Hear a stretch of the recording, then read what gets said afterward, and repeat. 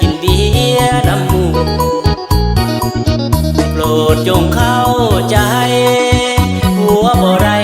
ตั้งใจเมามัวมื้อนี้กินเบียร์น้ำมูวอนแม่สมตูโปรดจงเห็นใจมานั่งดื่มเบียร์คิดฮอ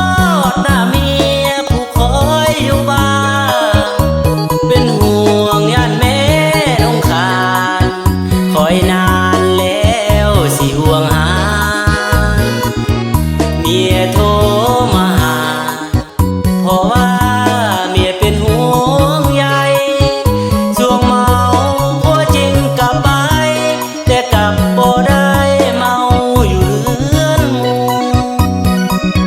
เมื่อยกับเวียกงานทุกวันเฮ็ดเวียกคือเก่ามื้อนี้ผัวขอเมาดื่มเบียร์ดื่มเหล้า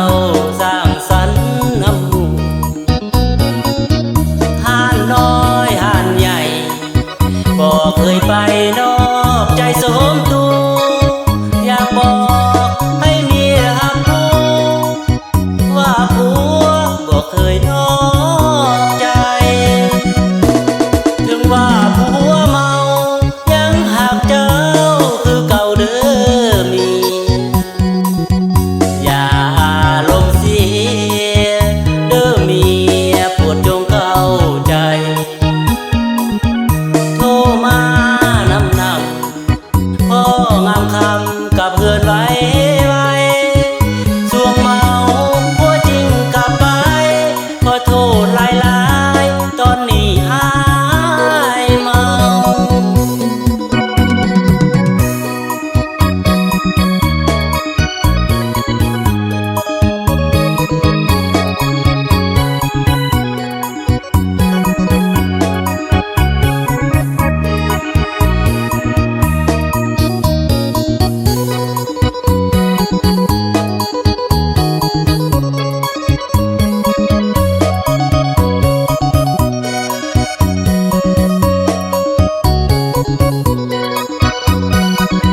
เมื่อยกับเวียกงา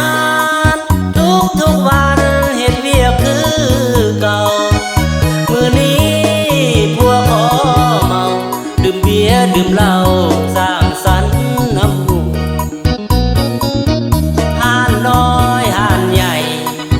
บ่เคยไปนอกใจสมตูอยากบอ